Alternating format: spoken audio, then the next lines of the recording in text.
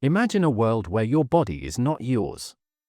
Where every dawn brings not hope, but the icy grip of shame, and every night, the desperate fight for mere survival. This was Els von Aestet's stark, brutal reality. A reality we invite you to explore at 1.25x speed to truly feel the relentless pace of her impossible life. What would you do, truly, if your only choice, your very last resort, was to sell your body to survive? How did a woman like Els, branded by society as a sinner, find even a flicker of hope, a fragile shard of humanity, in a world that sought to extinguish her light? Could you endure a single day in her shoes, a day steeped in degradation, but also, perhaps, in unspoken defiance? Today, we peel back the layers of centuries to walk alongside Els von Aestet, a woman whose forgotten story, unearthed from the Nordlingen civic archives, is a testament to resilience, suffering, and the quiet courage of those history chose to ignore. Through meticulous historical facts, the personal stories whispered in the shadows, and deep psychological insights, we will reveal the answers, bringing her extraordinary, heartbreaking day to vivid life. Stay with us, for this is more than history, it's a heartbeat from the past. The first light of dawn in the Nordlingen brothel was not a gentle awakening. It was a cold, indifferent judgment. For Els von Aestet, like the other women housed within those cramped, timber-framed walls, the new day brought with it an immediate, visceral burden. The brothel, or Frauenhaus as it was often called, was not a haven, it was a cage, meticulously managed to extract every last ounce of profit from its inhabitants. Her bed, a meager pallet of straw on the floor, offered little comfort. Sleep was a fleeting mercy, often broken by the clamor of the night, or the gnawing anxiety of what the coming hours would demand. This wasn't some romanticized, whimsical medieval setting, it was a world of harsh realities, where the air was thick with the scent of stale wine, unwashed bodies, and the ever-present stench of fear.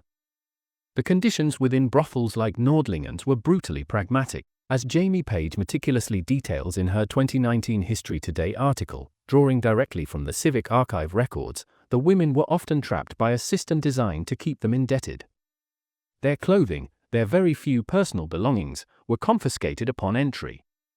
A cunning move by the brothel madam, ensuring that escape, even if a woman found the courage, was almost impossible without a stitch to her name. For Els, this morning ritual of dressing was a stark reminder of her captivity. Each garment, a coarse linen shift, a simple wool dress, was a uniform of her profession, and a symbol of her lost autonomy. It wasn't about choice, it was about coercion, a reality deeply etched into the very fabric of her existence. Have you ever felt trapped by circumstances beyond your control, where every path seemed to lead to the same dead end? Imagine that feeling, but amplified by the constant violation of your person, the public shaming, and the complete lack of any true agency. This was Els's dawn. The Leaseholder model, prevalent in late 15th century German cities like Nordlingen, further solidified this control. As Peter Schuster meticulously details in Das Frauenhaus, the city often leased the brothel to a madam or Frauenwirtin, who then paid a fixed sum to the city. This created a direct financial incentive for the city to allow, and often tacitly encourage, the exploitation. It was, in their view, a necessary evil, a concept we'll explore further. And speaking of necessary evils, let's not forget the brothel's unique and utterly dehumanizing rules.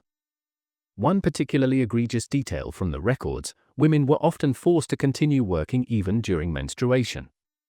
Cleanliness is next to godliness, they might have preached, but for these women, it was a profit is next to cleanliness. Their solution? More straw, and a fervent prayer to whatever saint might be listening to spare them from public humiliation or infection.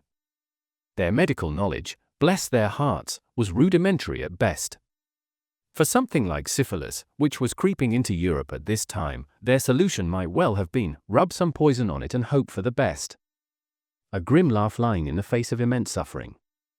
This was the morning's grim welcome. Not with the promise of a new beginning, but with the crushing weight of another day's demands. For Els, the routine was etched into her very being. Wash, dress, and prepare for the indignities that lay ahead. But not all indignities came from the clients. Some came from within the brothel's own hierarchy. And at the apex of that hierarchy, ruling with an iron fist, was Barbara Taschenfeindin. Barbara Taschenfeindin, the brothel madam, was the embodiment of the system's cruelty. Her name, quite literally, means enemy of the purse, a fitting moniker for a woman whose wealth was built on the exploitation of others. Her methods were direct, her punishment swift, and her empathy, if it ever existed, long since withered. She was the one who enforced the debt traps, who confiscated the meager possessions, and who held the ultimate power over the women's daily lives, including Elsie's. In that moment, as Els felt Barbara's cold gaze, something broke inside her. The last vestiges of her former life, perhaps a memory of her days as a kitchen maid in Astet, a girl with simple dreams, shattered. But in its place, something else began to burn. A quiet, defiant spark of survival. As morning bled into afternoon, the Frauenhaus of Nordlingen began its true, grim work. The hours stretched, each client a different face, a different demand, a different kind of emptiness to fill. For Els, the physical toll was immense, but the psychological burden was often heavier. It was a constant performance, a forced intimacy that hollowed her out, piece by piece. The societal view of women like Els was a twisted paradox. On one hand, figures like St. Augustine and Thomas Aquinas, intellectual giants of the medieval period, sanctioned prostitution as a necessary evil, a sore, if you will, that prevented the entire city from overflowing with lust and sin. It was a dark, pragmatic justification for the exploitation of a few, to maintain the perceived moral order for the many. They believed it preserved the purity of wives and daughters, conveniently overlooking the immense human cost. So, while they preached about salvation and divine grace, they were perfectly content to build their cities, their very societies, on the broken backs and shattered souls of women like Els. A necessary evil, indeed. Necessary for whom, one might ask. But amidst this relentless grind, there were moments, fleeting and precious, of human connection. Small acts of kindness, shared glances of understanding, a fragile bond forged in the crucible of shared suffering. These were the glimmers that kept hope alive, however faint.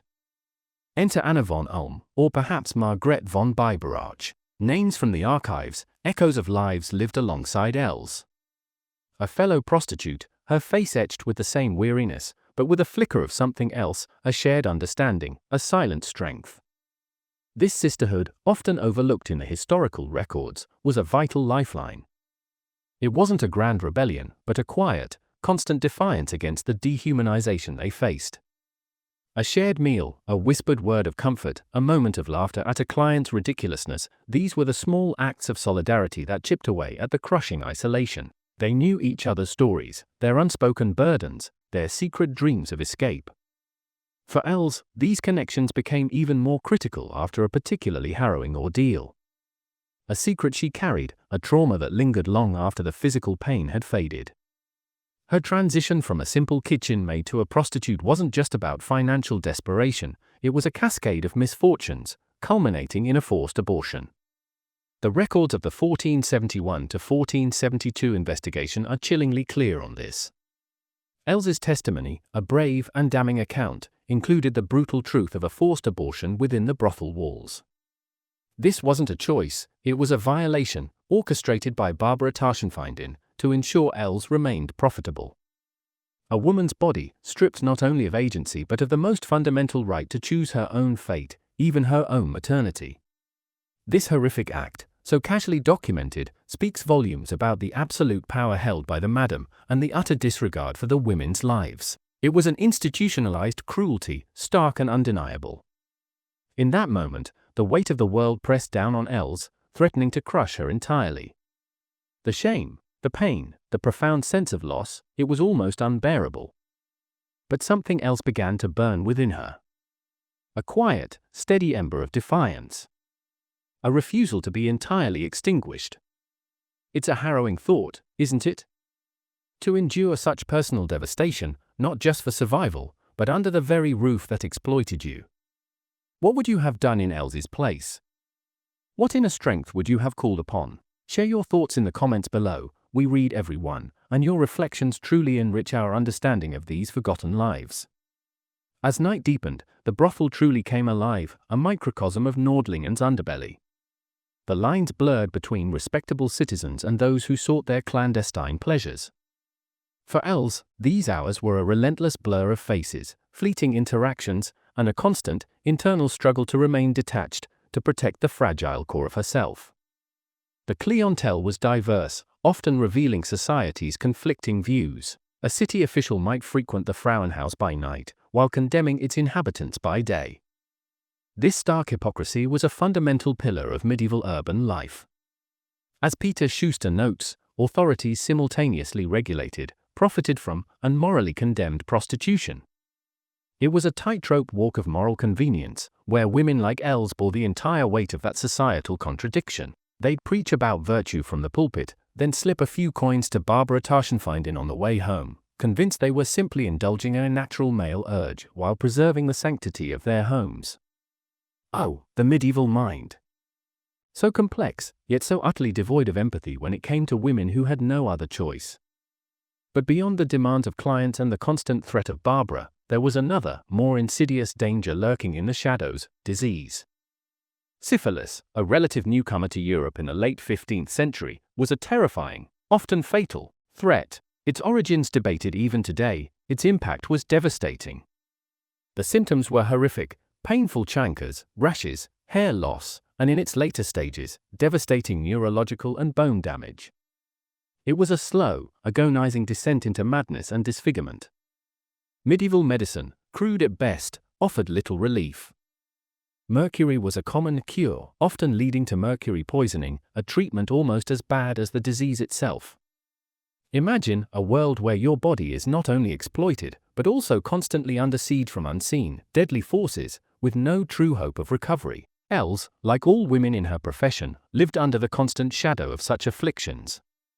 Each cough, each unexplained ache, each new mark on the skin, would send a shiver of dread through her. It was a silent, personal terror, adding another layer to the already unbearable weight of her existence. Yet, even in the darkest hours, amidst the stench of fear and the whispers of despair, the spark of defiance within Els did not extinguish. It flickered, sometimes weakly, but it was there. This wasn't about heroic acts on a battlefield, it was about the quiet, profound courage to survive, to endure, and eventually, to speak. This simmering resolve, this refusal to be completely broken, was what would eventually lead to a seismic shift in the brothel's history.